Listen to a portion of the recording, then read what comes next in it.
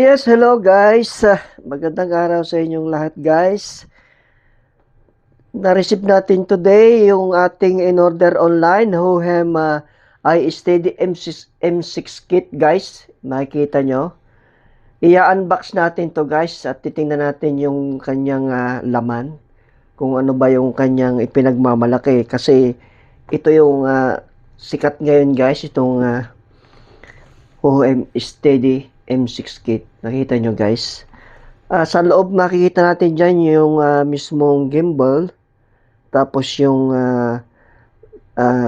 full light, all vision sensor, tripod, and storage bag, USB Type-C and Type-C, C to Type-C for cellphone to gimbal at charging to guys, ginagamit. Tapos yung kanyang user manual. Okay guys, sa mga i-open na natin to. Excuse me guys. Check na natin guys. Open it. Ayan. Ayan. Tingnan natin guys kung ayan. Tama ba yung open natin? Tingin ko okay naman. Okay guys. Wow naman guys. Bag pa lang, okay na. Napakagwapo. Soft and touch materials, pinaghalo. Ito yun guys. Hohem. Okay? Buksan na natin.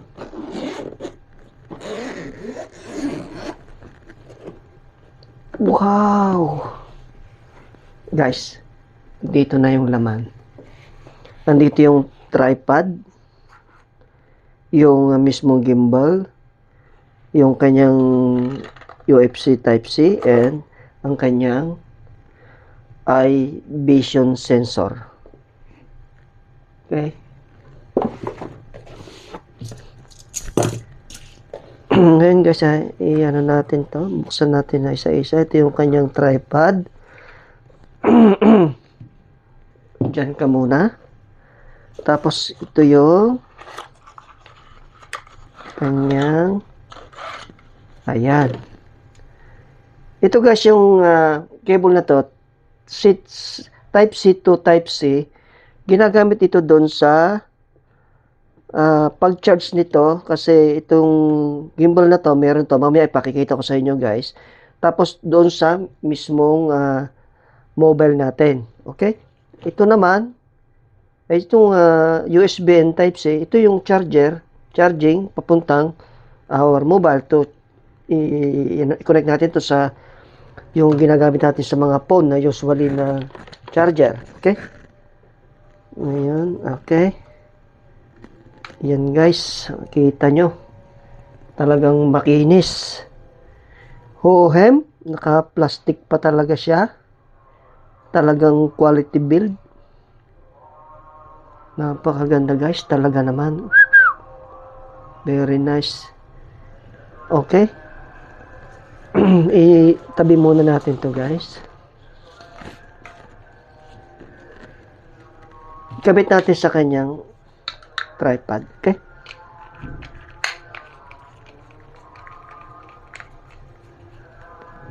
Yan.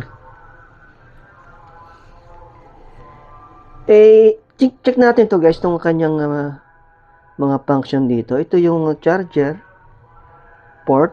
Ito yung on and off power. Tapos, of course, ito yung kanyang LED monitor. Ito yung joystick. Ito yung Samino. Ito yung kanyang for recording and sa kanyang zoom in and out. Okay? Ito naman yung rotary ginagamit. Ito maraming function to guys. May isa ilaw, mayroong babago-baguhin yung ilaw. Tapos yung mamaya i-check natin to guys. Basta maraming function to. Tapos ito yung kanyang rotation from A to B and B to A. Pwede nating iset yan. So, mamaya malalaman natin yan guys. Okay? For the meantime guys, kasi nakalock to. O, kita nyo guys, nakalock. Diba? Nakalock siya. I-unlock natin to guys. Mapapansin nyo to, meron tong button dito sa likod. Ayan. Nakalock yan. Ngayon, hindi natin maikot hindi natin ma-rotate itong kanyang pinaka motor dito. Nakalock siya. So, i-ano natin guys, i-try natin i-unlock, okay? Yun. Okay? Okay na. Pero meron pa yan dyan, guys. Tingnan natin itong isa naman. Saan ba yun? Ito, may nakasign dito, guys. Mapapansin nyo, oh. Ito, may lock dito na kailangan igagano natin, ito twist to right. May lock yan dito sa, yun. Kita nyo, guys, yung malinaw ba? Kita nyo, guys, yung parang naka-usli na yan. Yan yung lock niya. Subukan natin yung itaas. Pag ganun, pataas. Pansinin nyo, guys. Okay? Yun. Sumala na siya doon. Kasi nakalock nga yun doon. So, ayan na. Okay na siya. Di ba? Ibig sabihin, freewheeling na siya ngayon. Pwede na siya nating buhayin o ikabit yung ating mobile phone. For the meantime, ibaba natin. Wait lang. At ating itataas ng kaunti yung ating camera. Yan. Ngayon, kakabitan natin yan ng phone, guys. Yung po natin ikakabit, kahit ano namang phone, pwede yan. Basta i-check lang natin yung leveling ng kanyang, yung level nung, bago natin siya i-power on. Okay? Try natin kabit. Pagkakabit naman, guys, ito naman movable. Mapansin nyo, ayan, oh. Movable naman yan. So, ganyan lang. Isalpak nyo muna pa ganyan, yung sa baba, tapos kaunting hatak, ayun na. Okay na. Pero yan, hindi yan naka-level. Kita nyo, guys. Okay, yan ang hahanapin natin ngayon.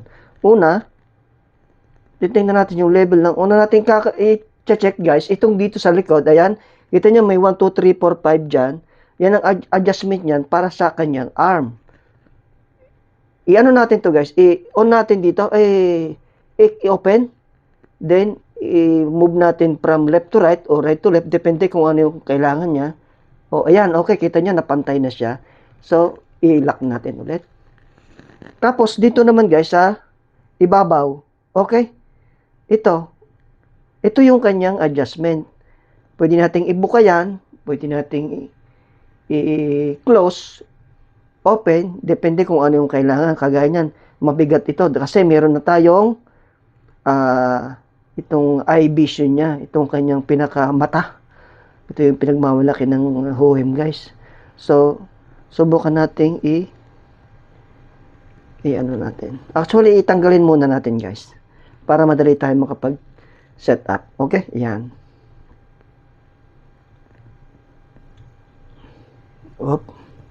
Kagaya niya, nag-iba siya kasi kanina nakakabit yon. So, madali lang naman. Hahanapin mo lang kung ayan. Wala namang problema, no? Tapos dito naman tayo, di ba? Mabigat doon. So, kailangan i-ano natin. Ayan. Mapansin nyo, guys. Ayan, no? Okay na. Balance na, di ba? Pero, pag kinabit natin to yan, itong kanyang eye sensor, bababa yan. Siyempre, mabigat to ng konti. So, pero check din natin. Ayun. Dumikit na. O yan, bumaba, di ba, guys? Gawin ulit ang gagawin natin, guys. Adjust nyo lang. Medyo nag-unbalance siya kasi nagkaroon ng load. Babaguhin natin pati yung dito sa kabila. Tingnan natin kung hatak. Ayan. Hatak. Okay na.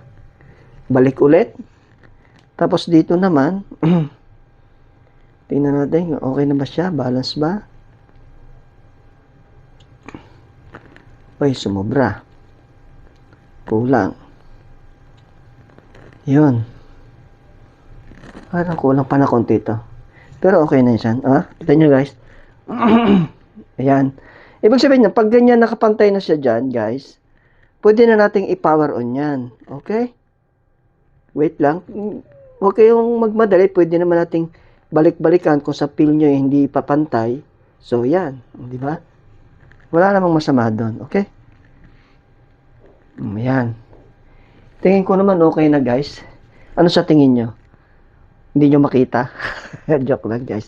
Ayan, okay na. Okay? Ngayon, ipa-power on natin. Tingnan natin kung anong mangyayari. Yan, medyo... Ayan na. Okay guys, ito yung power on. Switch natin.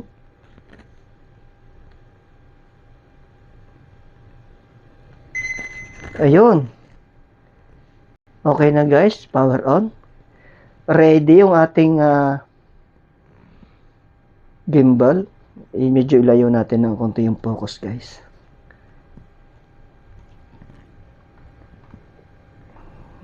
Ayan.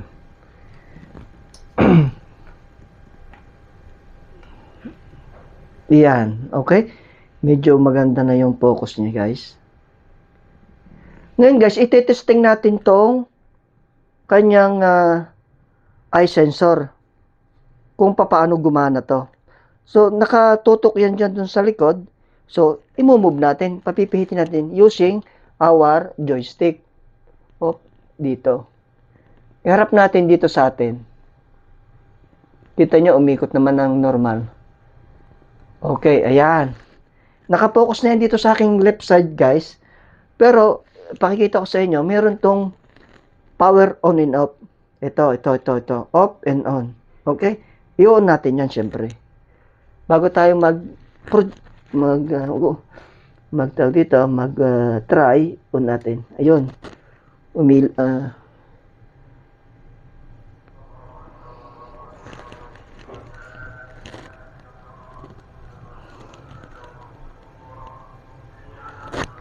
Bakit wala siyang ilaw, guys? Wait lang.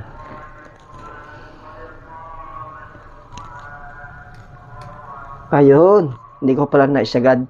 Yan, nag-blink siya. Kung napansin nyo, guys, nag-blink siya. So, meaning, okay na yan. Kahit yung mobile natin, guys, patay pa. Ngayon, ikutin ulit natin. Pakikita ko sa inyo, patay pa siya. Diba? Ayan. Pwede na nating paganin yan kung testing lang. Diba? Actually, itong gimbal, pwede natin gamitin yung kanilang apps, Joy apps. Pero pwede rin yung hindi. Pero ito, kagaya nito, iseset natin to sa wala pa hindi pa ako gumagamit ng Hohem Joy apps. So, kumbaga, i-check lang natin yung kanyang function kung gumagana. Pero mas maganda talaga kung gumamit tayo ng Joy apps nila. Okay, guys? From here, lalayo ako doon ng around 2 meters.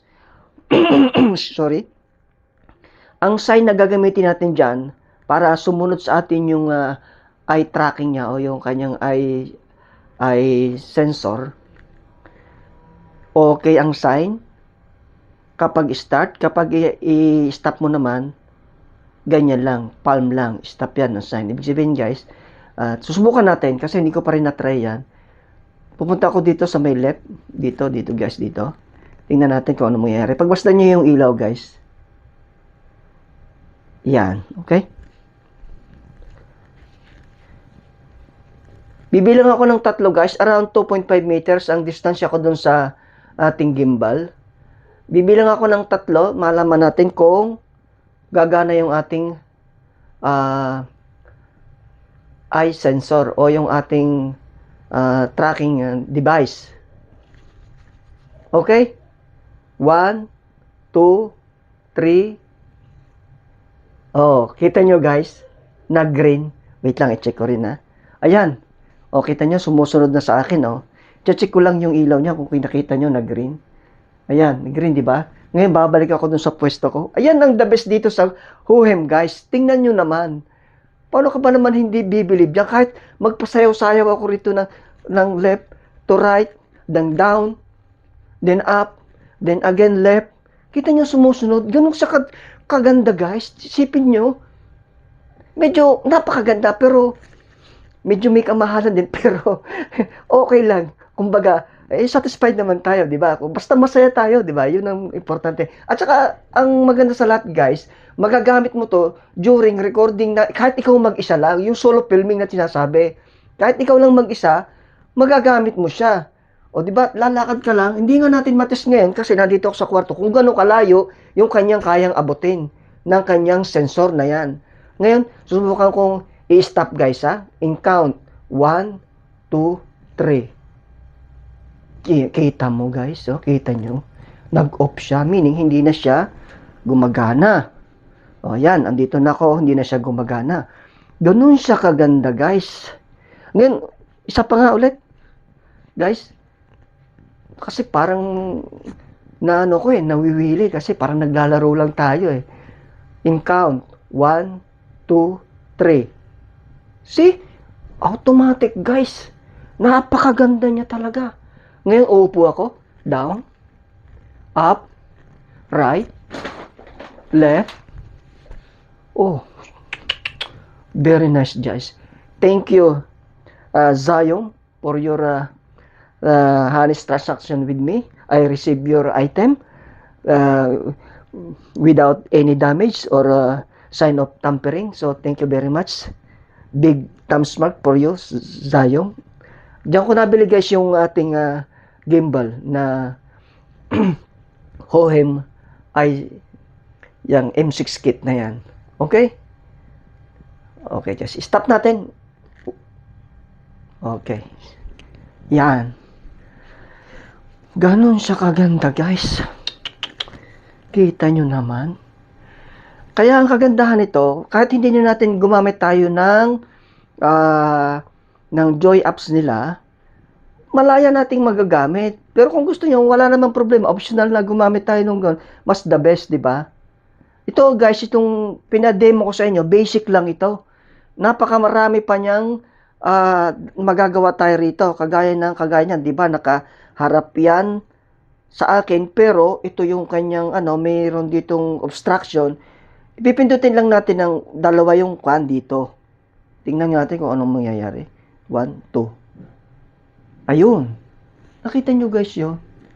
Nakita nyo, biglang bumalik siya sa normal na posisyon. Ayan. Pag mag-video ka, tingnan nyo guys. Yan o. Yan o. Oh. Kita nyo kung hindi ba gumagalaw yung ating mobile. Di ba? Di ba? PF yan guys. Ito meron niyang gamit itong may mga mino. Meron niyang PF, tapos PTF, tapos L, tapos yung POB. Balik tayo dun sa, yung kanya-kanyang setting yan guys. Depende kung ano yung kailangan mo, yung gagamitin mo. Yan ang pag-aaralan natin kung paano gamitin yung bawat isa niyan. Okay? Sariling natin yan, sariling diskarte kung paano natin yan hahanapin o gagamitin. Balik tayo dun sa PF. Ayan. PF pantay siya, di ba? Meron yung pagkakaiba ng mga ganyang kwan. Basta sa ngayon guys, ang i-demo ko lang sa inyo, yung pinaka-basic lang. Importante, nalaman natin yung connection nitong itong eye sensor na napakaganda dahil ito yung utak ng gimbal na to, mata at utak ng gimbal na to. Napakaganda. Ngayon, i-check ulit natin. Habang umiikot siya, guys, pwede nyo itaas ibaba rin to ng sabay. Di ba? Ganun siya kaganda. Okay. Tingnan nyo, guys. So, guys, sa susunod, ito lang yung basic na maipapakita ko sa inyo, guys, yung demo nito. So, susunod na lang natin ulit pakita yung iba. Medyo mahaba-haba na yung ating video, guys. Maraming salamat sa panonood, guys, sa pagsama nyo sa akin dito.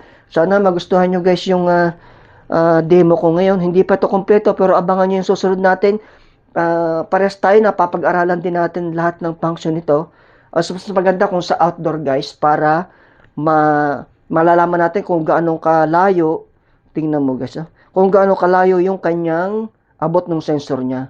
Napakasarap gamitin dito. Mag-enjoy tayo, guys. Okay? Maraming salamat panonood, guys, sa panonood. Sana magustuhan nyo. Isang like naman po dyan, guys. Maraming pong salamat at ingat po kayo palagi.